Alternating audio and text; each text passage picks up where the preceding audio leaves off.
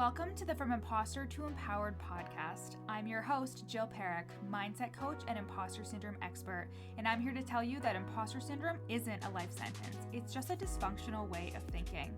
If you feel like your ideas are unoriginal, that your message isn't necessary or important, or like you're a complete and total fraud, then you've come to the right place. Time to kick your inner imposter to the curb and create life-changing results for you and your clients. Let's get started. Hey, everybody. Welcome back to the podcast, the From Imposter to Empowered podcast, with me, your host, Jill Perrick. I am a business mindset coach, and I specialize in imposter syndrome, and I'm so glad to have you here. I'm recording this on a Friday night. If you're wondering what it looks like to be 29 years old, I have laundry going. I have our portable dishwasher running. Just had the urge to clean up at 9 o'clock at night on a Friday. You know what? I'm just loving full-time entrepreneurship.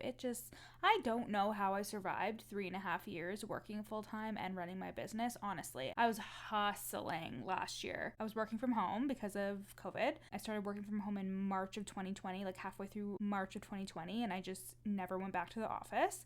And I was having my biggest year in business, but it was a lot of hustle. I absolutely do not recommend. My health was not the greatest. There was just nothing else to do though with COVID. I was like, okay, well, can't fucking go anywhere. So I guess I'm going to spend a lot of time on my business, but we're coming out of it on the other side. Learned some really big lessons about myself and my business. And I personally am so grateful for that time because I learned so much. And now we're full-time. We're full-time in my coaching business, and it just feels really, really good. And if you're listening to this, you want to know how to build belief when you fucking have none. And let me first start off by saying I was literally the most negative human ever. Actually, one of my closest friends was talking to me the other day, and she was saying how I always used to say, unbeknownst to me, I always used to say how I didn't have any money. And I think it's so funny because I was like, really? I used to say that a lot? She's like, yeah, all the time. And I'm like, wow, I couldn't believe how subconscious that was, where I was constantly talking about how I had no money.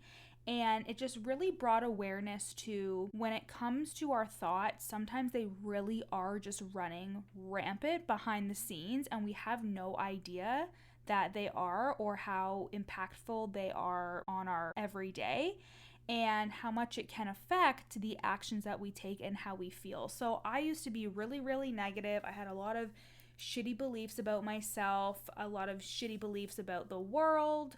I thought that I was gonna have to work in an organization forever, and I was really educated and still was like, okay, am I going to be capped out at $30 an hour for the rest of my life? And $30 an hour is really, really good, especially in the hometown I'm in. I worked in a government organization in which everybody was trying to get in there because it's the big place to work and it pays really well. But it just felt soul-sucking to me, and I knew that there was more. But I was really negative. I had really shitty thoughts about myself. I was an overachiever. I would hustle. I never took a break. I would beat myself up constantly internally. I was a people pleaser. I had no boundaries. You name it. If there was something that was not helpful for my health or my mental health, I definitely had it. I had anxiety, and it was very undiagnosed for years and years and years until I finally went to therapy when I was 27, and she was like, you have anxiety. And I was like, oh, I thought I was just being over dramatic. So I am the first person to tell you that I get it when you have no belief in yourself, and you can still build a business without belief in yourself. Is it going to be easy? No, but it's not easy anyways. And is it still possible though? Yes, absolutely. I probably didn't have any firm, solid belief in myself for the first 1.5 years of having my business. I opened it in 2018, and I maybe made $500 in 2018. And in 2019, I made about $12,000, and then in 2020, I made $130,000. So I had a really big quantum leap there in 2020. But in 2019, I was showing up and showing my face and selling, but I had so many deep-rooted beliefs about myself, and I just layered on the strategy. I would hire coach after coach when it came to strategy, And I would just think, okay, if I just update my highlights, if I just update my Instagram bio, if I just organize my content in this way, if I say this, if I do this, if I launch this way, then I'm going to get the clients and get the money. And what I realized, it took me a really long time to realize that, and it's ironic. It's ironic because I was a mindset coach and I had no belief in mindset, but that's another story for another podcast. I thought that I could just layer on any kind of strategy and things would happen. And so I learned the hard way that it was the lack of belief in myself, that every time I uploaded an Instagram post, I was like, this isn't going to work. I was so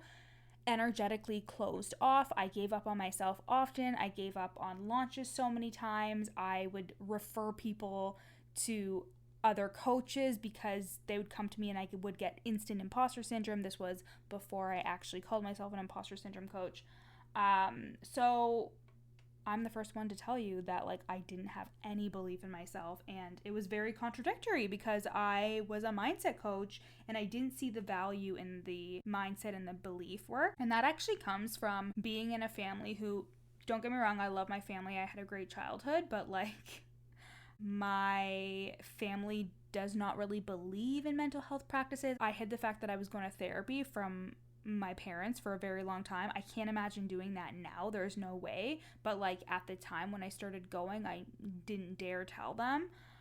We didn't talk about our feelings much. We would stuff things down. If we had a big feeling as children, we were usually discouraged from it, or told that we just need to suck it up, or that my parents would worry if something was wrong. So I learned to not show that anything was wrong and show that I was okay.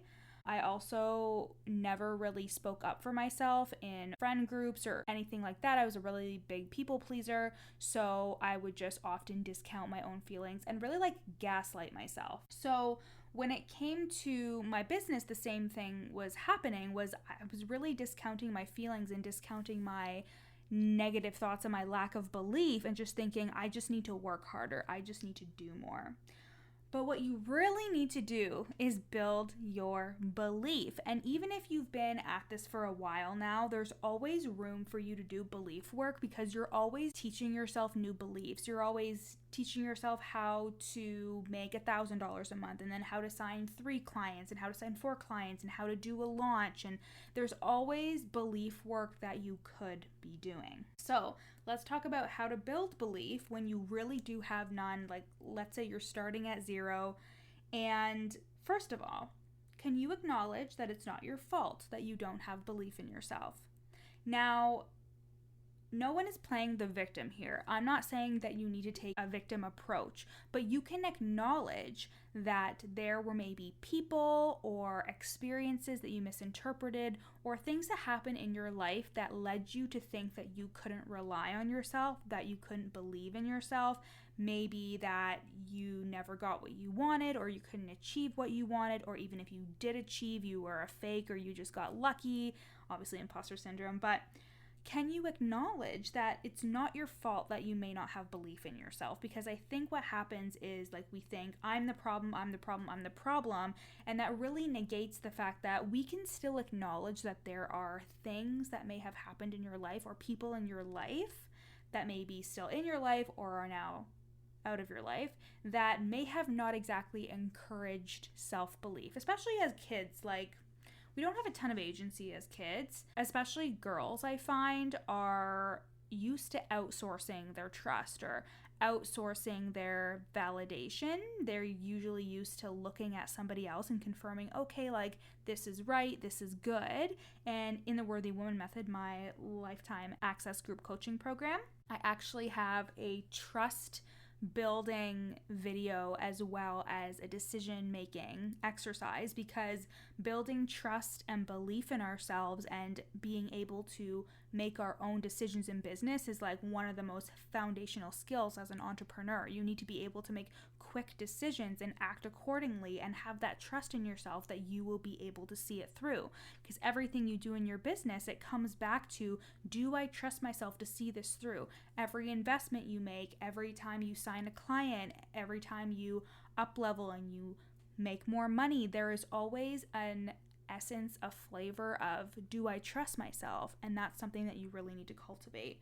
So we're usually taught to not trust ourselves and usually taught to look to everybody else, and we get our kind of rule book from our childhood or the adults in our life, our caregivers, and we develop beliefs that are really similar to theirs.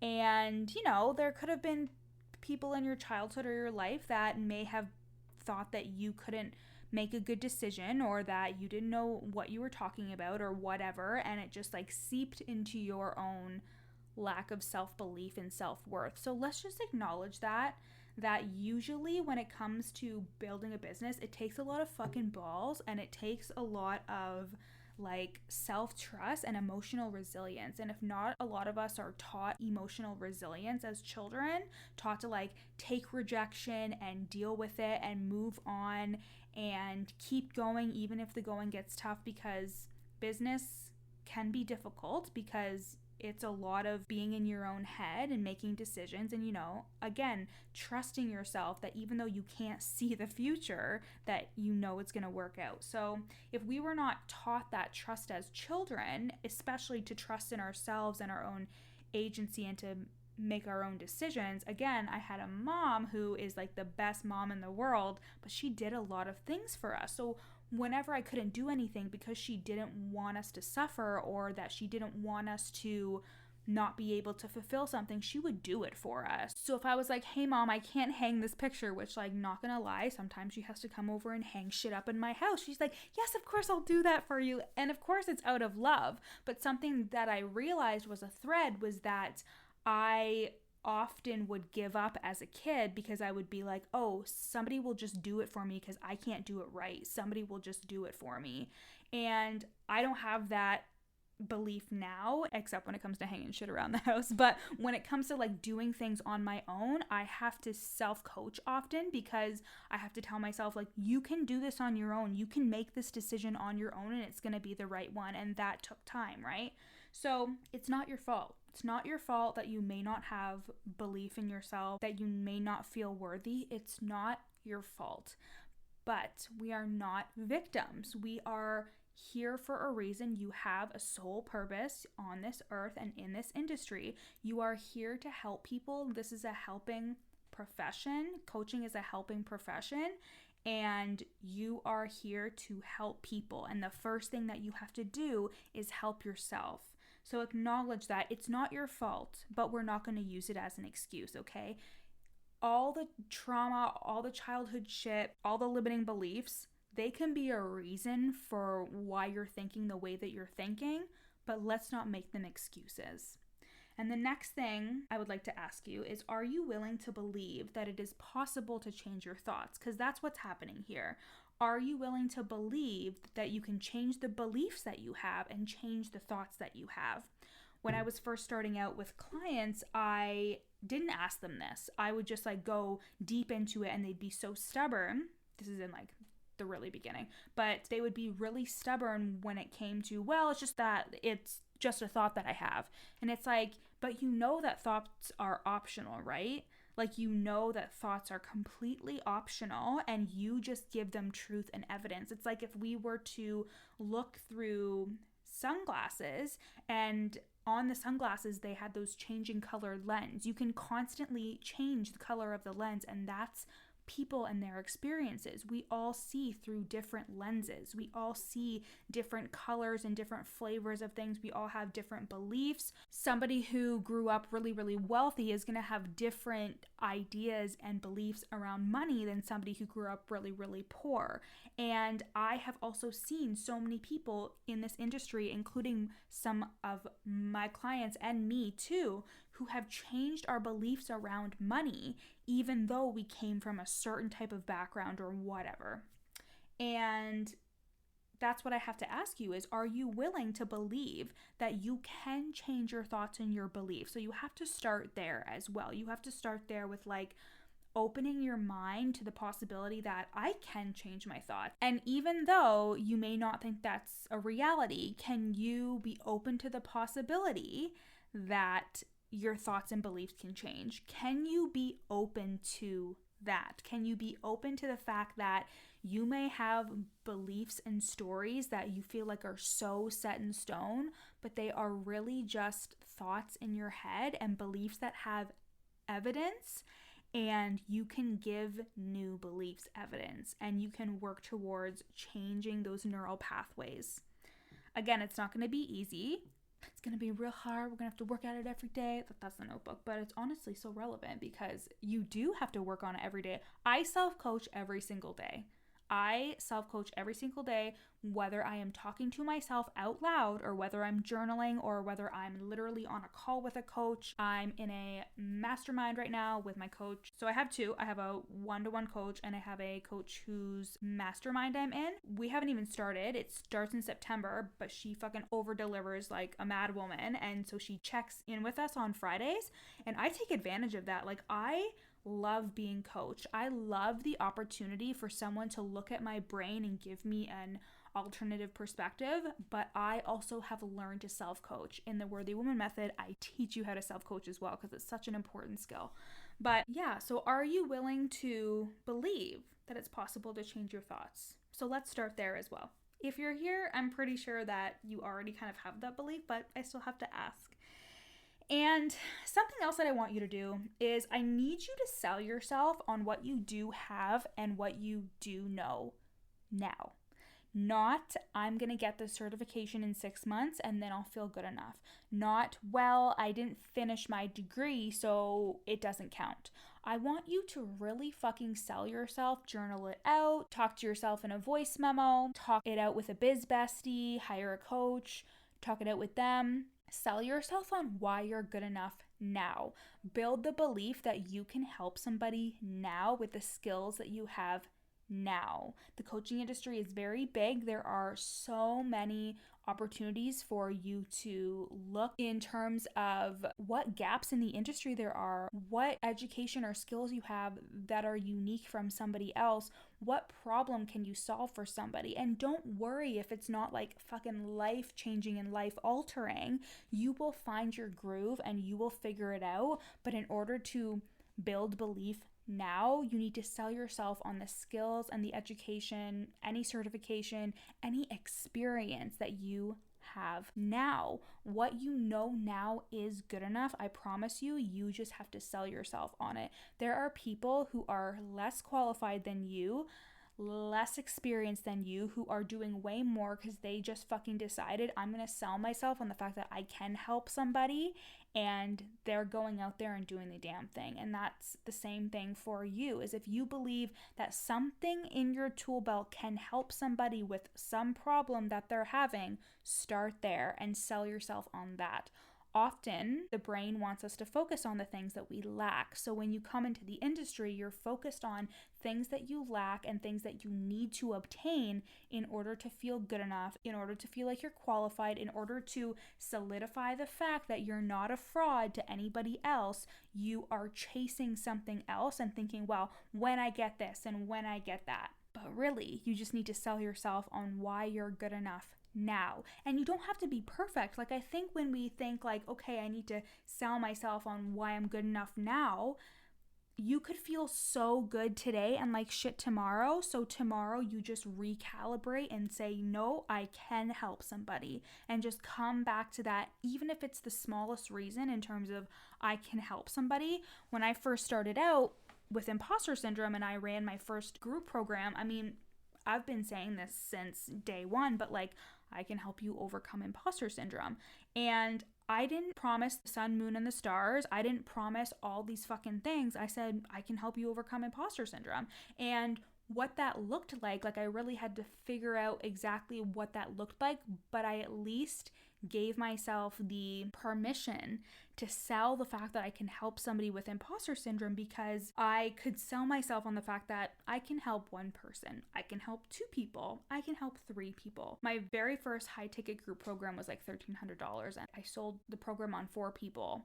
2 of those people actually ended up dropping out because of money issues, so it happens to everybody, but the other 2 got such great results, and I helped them overcome imposter syndrome. And when they said that, when they're like, oh, I feel so much more confident in my services and confident in what I do, I was like, oh, fuck, like I actually did help them. So sell yourself on your skills now. And I don't want to hear the bullshit, I don't have any skills, because again, the brain is just focusing on what you lack because it's thinking, oh no, we don't feel good enough. The alarms go off. Let's start looking for resources so we can feel good enough and cover ourselves and protect ourselves with that knowledge of, oh, in the future I'm going to get that certification so I can feel good about it. No. You have something to offer. You wouldn't be here. You wouldn't be here listening to this podcast. You wouldn't be here in this industry. You would not be here if you didn't have something down in your soul that told you should be a coach. Okay? So don't come at me with that bullshit. And finally, zoom out on your progress. This is the last thing. Zoom out on your progress. So often we are really, really close to everything that's happening. We think that tomorrow is the end of the world. We think, oh my God, I didn't sign this one client. What's wrong with me? I had a terrible sales call. What's wrong with me? The world's gonna end. We do not take the time to zoom out and see how far we've come. If you are just starting out and you're like, but I haven't made any progress in my business, is that true? Like, I remember zooming out after like a year in business, and even though I hadn't made like a lot of sales at all, my Instagram was so much better. My captions were starting to get really good. I had started my podcast, so the podcast was even so much better. I had actually come so far and improved so much, but I didn't afford myself that luxury in terms of celebrating how far I came. Like, I was always looking forward, future tripping essentially, thinking like, oh, I'm gonna do this and do that, but like, I'm not there yet. But when you zoom out, you're able to see how much progress you've made, and you'll realize that like the journey never stops. Like, you as an entrepreneur right now, you could be just getting started or in your first 3 or 4 years or whatever. And let me tell you, like, you have a long road ahead of you, and not in a bad way, in an exciting way, in the fact that like, oh my God, I can't imagine what JP coaching is going to look like in 10 years. Like, it's actually quite exciting. And I've always been somebody who, I kind of like not knowing what's happening in the future, because if it's really predictable and boring, I get bored. I swear I have fucking ADHD. I actually called my doctor. This is a side note that you guys don't need to know, but here we are. I called my doctor, and because I was like, I want to go in and see a psychiatrist, because I'm pretty sure I have ADHD and have my whole life. And I think I've talked about this on the podcast, but I'm waiting to hear back because I am pretty certain I have it. So I actually get kind of bored, and like, that's why my full-time job at this government agency, I was just like, this is literally gonna be my life until I take the leap. And that's why like taking the leap was so scary in terms of leaving my job. But I knew that like, if I wasn't gonna do it then, I was gonna have all the reasons in the world as to why I couldn't leave. And I decided, like, is my life gonna look like me being in a cubicle and me going back and forth and me telling myself, once I hit this milestone in my business, or once this happens, then I can leave? I was like, no, fuck it. Like, I am going all in. And that's how I know that my entrepreneurial skills have been so sharpened, because even 6 months before I had left my job in the beginning of May of this year, I would have been like, oh my God, I can't do that. I remember standing at work in 2020 before we actually went to work from home because of the pandemic.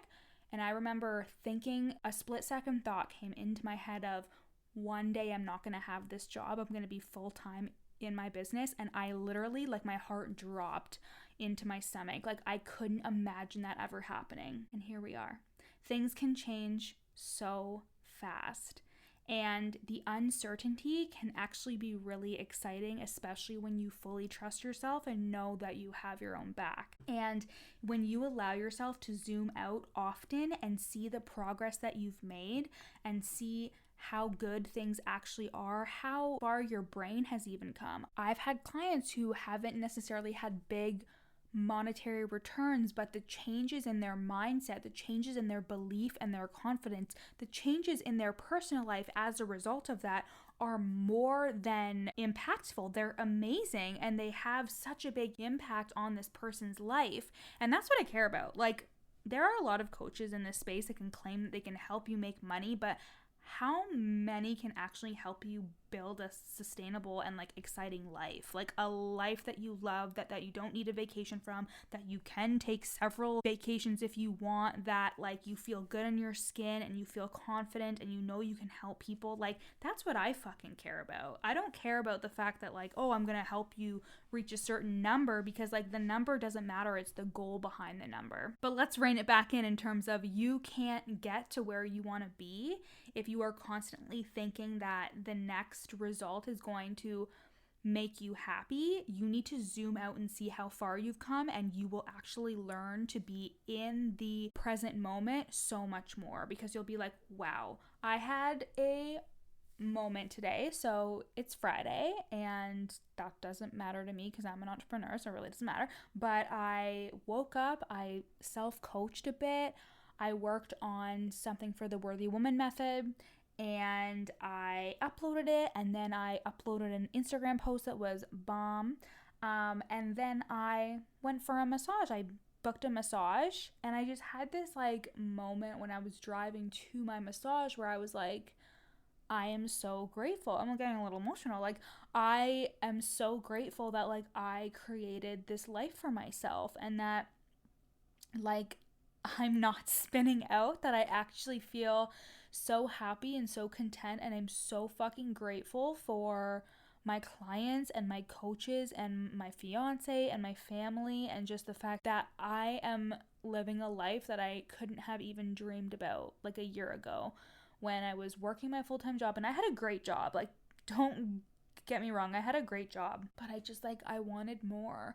I wanted more for myself. I wanted more for my future children and the generations after me. Like, I knew that this was my calling, and this was something that I really had to pursue, and all the fear or the doubt or the imposter syndrome, like, it doesn't matter, because I'm going to push through it and I'm going to be okay. And now I'm living my life exactly how I wanted to be living it, simply because I decided to not let any of that stuff stop me.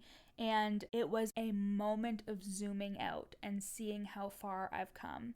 And I know that whenever I get too in my head, when I get too anxious about things, when I worry about the future, I'm like, oh, I just need to zoom out and look at how far I've come, and look at how far I have to go, in an exciting way, in a wow, I can't believe that this is my life and it's just going to get better kind of way. So I hope this helped you learn how to start building your belief when you have none. Because first of all, I don't think there's such a thing as having no belief in yourself. You're obviously here, you're listening to this, you feel called, you feel like something is a possibility for you, and just know that like, I used to be that person who had no belief in myself. I have a speech impediment, I had high functioning anxiety, I came from a family that didn't necessarily acknowledge or validate my emotions, and we didn't talk about mental health, and I went to therapy when I was 27 and just had a fucking mental breakdown because I just had an identity crisis.